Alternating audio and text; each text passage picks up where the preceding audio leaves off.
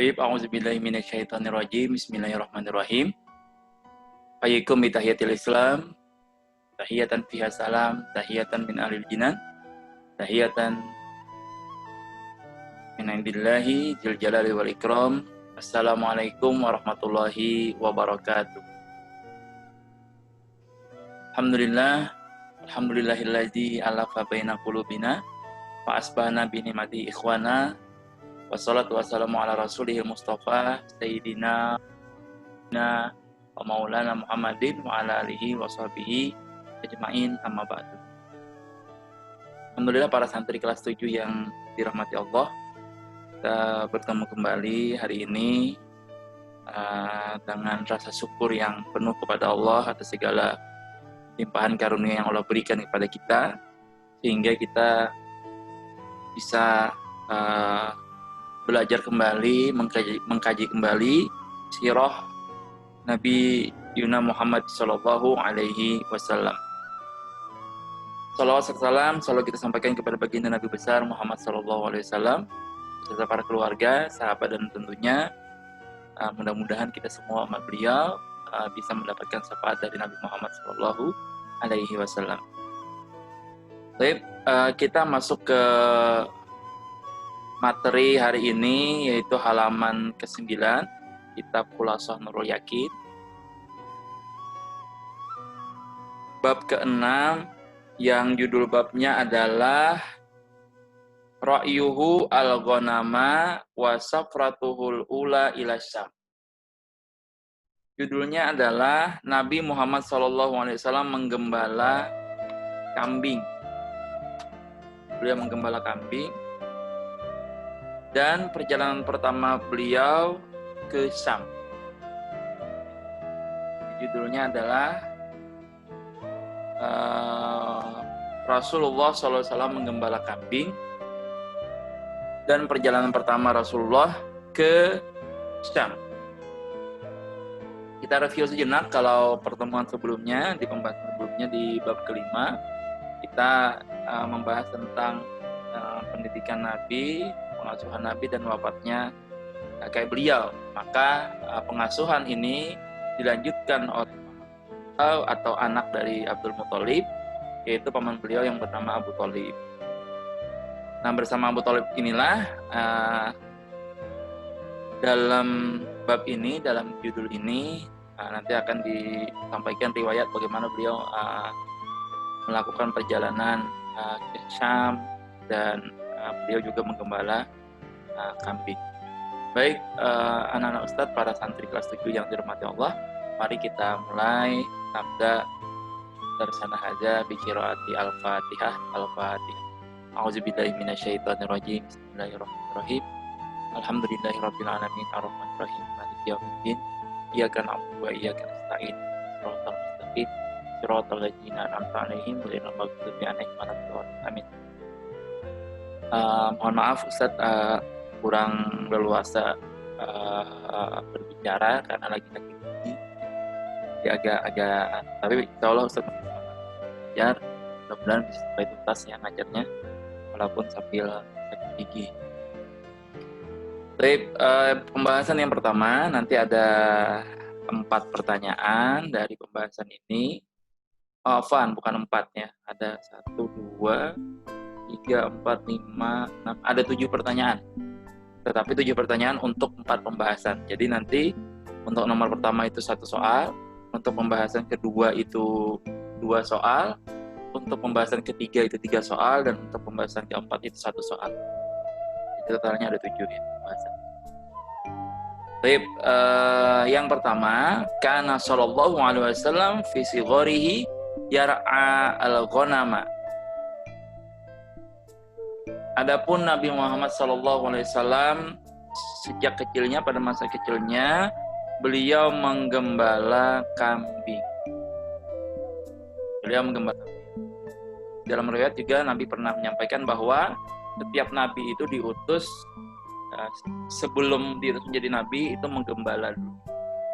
Nabi Daud, Nabi sebelumnya, Nabi Isa, dan Nabi-Nabi sebelumnya termasuk Nabi Muhammad SAW juga sebelum diutus menjadi nabi itu menjadi penggembala kambing. Banyak hikmah kenapa para nabi ini sebelum diutus menjadi nabi itu justru jadi penggembala dulu, karena menggembala itu bukan perkara yang mudah. Menggembala itu memikul beban mengurus banyak makhluk hidup. Itu merupakan media latihan, media training kalau istilah kita sekarang ya, untuk bisa nanti membimbing dan menggembala bukan hewan tetapi membimbing manusia kepada jalan kebenaran. Kan orang menggembala menjaga tapi juga mengarahkan ya, memberikan perlindungan, membimbing, menggiring, habis itu memberikan petunjuk jalan dan lain-lain ya. Itu hikmah dari penggembala. Kepunyaan siapa yang digembala oleh Nabi Muhammad SAW? Li ahli Makkah. Kepunyaan penduduk Makkah. Jadi kambingnya beliau menggembalakan kambing milik penduduk Makkah, li ahli Makkah. Bi ujratin ya'isu minha, dengan upah, tentu mendapatkan upah ya, dengan upah yang beliau hidup atau menjadi mata pencaharian beliau sejak kecil. Jadi sejak usia kecil Nabi Muhammad SAW itu udah mandiri, udah bisa menghasilkan ujroh, udah bisa menghasilkan uang untuk memenuhi biaya hidup sendiri. Kenapa? Karena Rasulullah semenjak kecil sudah yatim, bahkan yatim piatu, kehilangan ayah, kehilangan ibu, kehilangan kakek lagi. Jadi inilah salah satu sirah atau gambaran betapa mandirinya Nabi Muhammad SAW itu semenjak kecilnya. Sudah mandiri, tidak manja, tidak bergantung kepada orang tua, tapi sudah mandiri, sudah bisa menghasilkan uang untuk kehidupannya sendiri. Jadi pertanyaan pertama ada di paling bawah ya, di as'ilah. Bima zakana yastagilu fi sigharihi. Apa kesibukan Nabi, apa yang dilakukan Nabi pada masa kecilnya? Masa kecil Nabi disibukkan dengan apa? Jadi pembahasan pertama ya.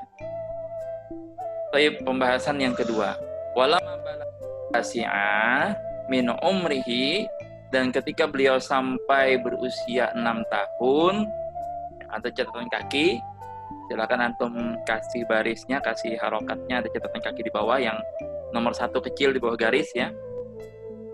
Wakila asalisah asyrata.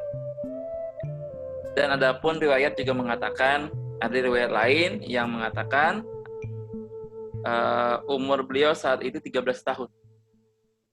Umur beliau 13 tahun. Dan di dalam kitab Ar-Rahiq Al-Maktum, di dalam kitab Ar-Rahiqul Maktum karya Syekh Safiur Rahman Al-Mubarakfuri, disebutkan ada riwayat juga yang mengatakan 12 tahun. Intinya, kesimpulannya, umur Nabi masih belasan tahunnya. Bisa jadi 13, bisa jadi 12, atau bisa jadi walama min umrihi itu 9 tahun, ya. 9 tahun. Yang tadi yang nomor 2, walama balagat tasi'ah, ketika beliau sampai usia 9 tahun. Nah, di dalam riwayat lain ada yang 13 tahun. Di dalam kitab Ar-Rahiq Al-Maktum tadi karangan Syekh Safiur Rahman Al-Mubarakfuri itu 12 tahun. Nah, ngapain? Apa yang terjadi ketika beliau berusia di 9 tahun itu? Safara ila Syam. Beliau melakukan perjalanan safar atau menjadi musafir ke Syam. Jadi Syam ini kota besar, kota perdagangan, yang mana beliau tujuannya ke sana adalah untuk berdagang. Bersama siapa Nabi Muhammad SAW pergi ke Syam? Ma'a ammihi, bersama pamannya Ma'amihi Abi Thalib, dengan pamannya Abi Thalib, bitijaratin, untuk berdagang, untuk jualan, untuk kalau bahasa sekarang apa ya, Ya, kalau dulu kan nggak ada online shop, jadi jualannya, dagangnya harus datang ke tempat pasar. Baik, pertanyaan kedua, ada 2 pertanyaan untuk nomor 2 ini. Mata safara ila Syam, kapan beliau melakukan perjalanan ke Syam? Itu ya, kapan Nabi Muhammad SAW melakukan perjalanan ke Syam? Waktunya mengikuti yang di nomor 2 saja pembahasannya ya. Karena kita ngajinya kitab Khulasatul Nurul Yakin, jadi sesuai dengan isi kitab. Pertanyaan kedua untuk nomor 2, ma'aman safaro, dengan siapa beliau melakukan perjalanan? Ma'aman safaro, dengan siapa Nabi melakukan perjalanan? Minal Makkah ila Syam, dari Makkah ke Syam. Pembahasan ketiga, walamma qaruba min Busra ra'ahu ar-rahib bahira. Dan ketika beliau sampai atau mendekati atau tiba ya di sebuah tempat yang bernama Busra. Busra ini masih termasuk wilayah Syam ya.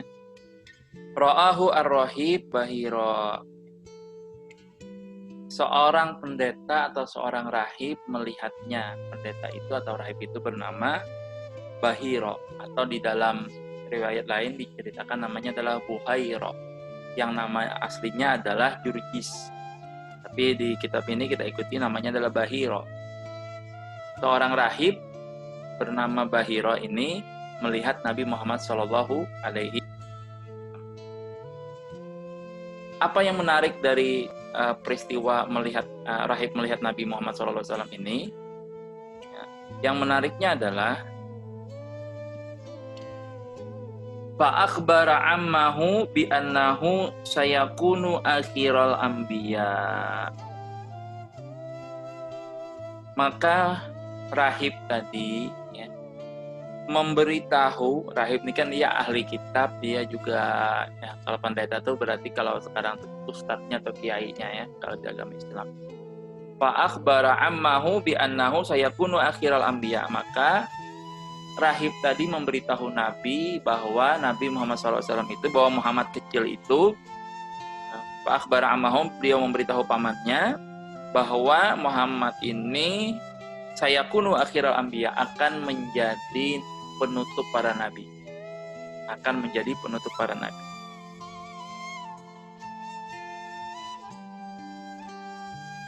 Nah, anak-anak ustadz ya, yang menarik dari peristiwa ini adalah rahib ini orangnya tertutup ya. Dia jarang sekali keluar, bahkan hampir tidak pernah keluar. Tetapi ketika melihat ada Abu Thalib dan Nabi Muhammad ini, beliau tiba-tiba menghampiri Abu Thalib dan Nabi Muhammad dan mempersilahkan mereka mampir masuk ke dalam rumahnya sebagai tamu kehormatan. Padahal tadi sebelumnya dia hampir tidak pernah keluar rumah. Ketika melihat Nabi, melihat Abu Thalib, disuruh mampir, dan di dalam riwayat lain dikatakan bahwa Abu Thalib yang duluan masuk, dan diceritakan bahwa Nabi Muhammad ini adalah Muhammad kecil ini adalah nanti akan menjadi penutup para nabi. Sambil memegang tangan Nabi, ya, rahib tadi berkata, sambil memegang tangan Nabi Muhammad waktu itu belum jadi nabi ya. Sambil memegang tangan, rahib berkata, orang ini, kata rahib, adalah pemimpin semesta alam. Anak ini akan diutus oleh Allah sebagai rahmatan lil alamin, kata rahib, sebagai rahmat bagi seluruh alam. Lalu Abu Thalib bingung, dan otomatis Abu Thalib kaget dan bertanya, dari mana kamu tahu wahai rahib, kata Abu Thalib. Dari mana kamu tahu tentang hal itu? Kemudian rahib menjawab, kata rahib, sebenarnya sejak kalian tiba di Aqabah, ya, yang lalu, rahib ini sudah mengetahui tanda-tandanya. Kenapa? Apa sih tanda-tandanya? Kata rahib, tanda-tandanya adalah tidak ada bebatuan dan pepohonan, ya, atau kecuali mereka, bebatuan dan pepohonan itu mereka tunduk bersujud kepada Nabi Muhammad Shallallahu Alaihi Wasallam. Dan kata rahib, mereka pepohonan bebatuan itu tidak akan sujud kecuali hanya kepada seorang nabi. Jadi ini salah satu di antara tanda-tanda bahwa rahib sudah melihat hal itu. Selanjutnya kata rahib, aku juga bisa mengetahui ada kalau bahasa sekarang tuh stempel ya, ada tanda, ada apa istilahnya bukti ya, tempel nubuah, tempel kenabian yang berada di bagian bawah tulang rawan ya, bawah tulang rawan bahu Nabi, bawah tulang rawan bahu Nabi yang menyerupai buah apel kata rahib. Jadi tanda-tanda fisik ada, tanda-tanda alam ada, dan semua itu kata rahib ya, sudah ada tertulis di kitab-kitab. Baik, kita lanjutkan. Wa talaba minhu ay yarji'a bihi khaufan 'alaihi min 'aduwin yataraqqabuhu.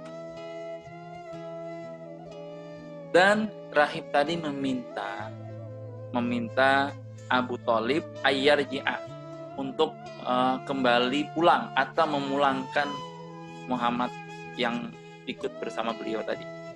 Wa talaba minhu ayyarji'a, memintanya pulang rahib tadi, khaufan 'alaihi min aduwin yataraqqabuhu. Karena khawatir, karena takut kata rahib akan ada musuh-musuh yang mengincar, yang mengintai, yang memata-matai Nabi Muhammad SAW dengan tujuan untuk mencelakai Nabi Muhammad SAW. Dan di dalam riwayat lain dikatakan, ya, disebutkan bahwa musuh-musuh yang orang-orang Yahudi. Kenapa orang-orang Yahudi? Karena orang-orang Yahudilah yang tidak suka jika ada Nabi diutus bukan dari bangsa Yahudi, ya, justru dari bangsa Arab. Orang Yahudi yang mengincar, istilahnya tidak senang jika ada nabi yang diutus selain dari golongan mereka.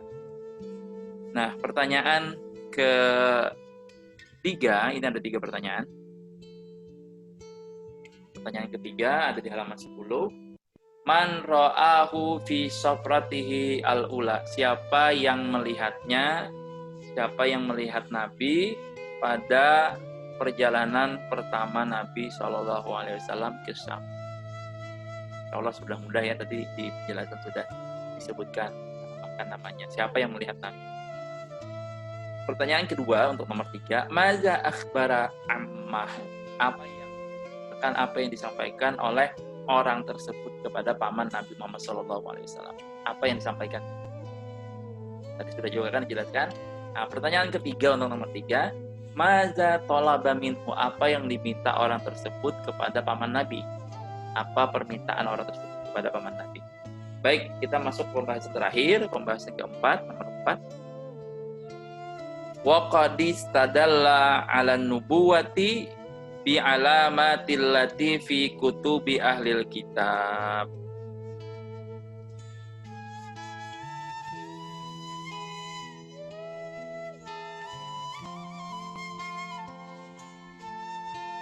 Oh iya, setelah yang pembahasan ketiga tadi kan diminta oleh rahib Bahira tadi agar Abu Thalib memulangkan Nabi, dan Abu Thalib akhirnya memintanya kembali, dan di dalam riwayat dikatakan pemuda Nabi Muhammad SAW diminta untuk kembali ke Mekah. Kita melanjutkan perjalanan. Rahib yang keempat, dan rahib tadi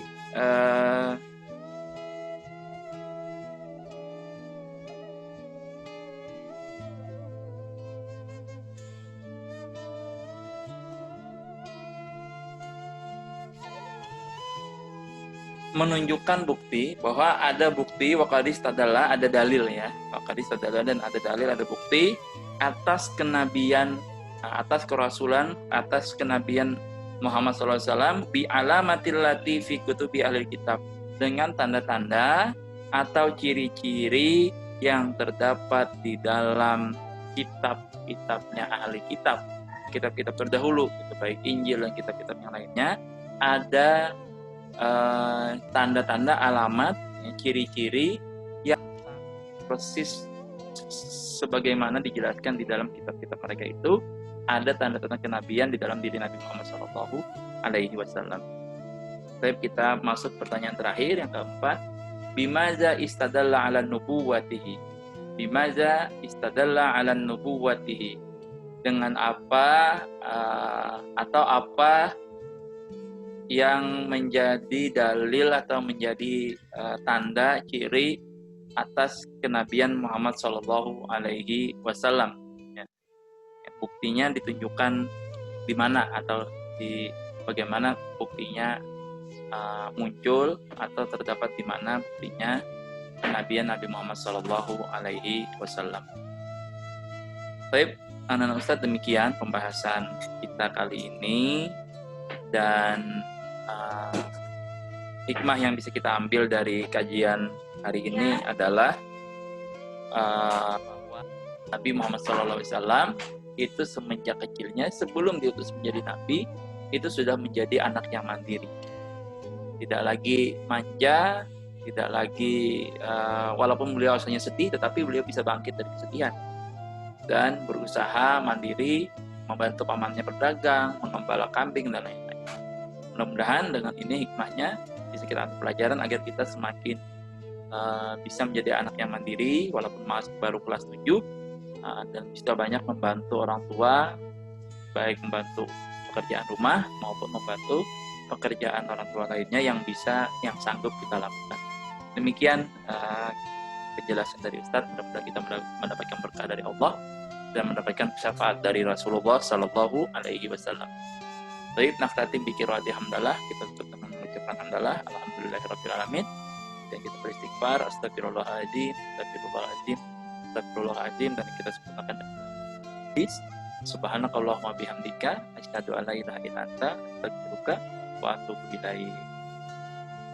Jazakumullah khairan katsiran, semoga Allah membalas dengan segala kebaikan. Akhirul kalam, Allahumma wafiq ila aqwamit thoriq. Billahi taufiq wal hidayah, war ridha wal inayah, ila liqa, ma'assalamah. Wassalamualaikum warahmatullahi wabarakatuh.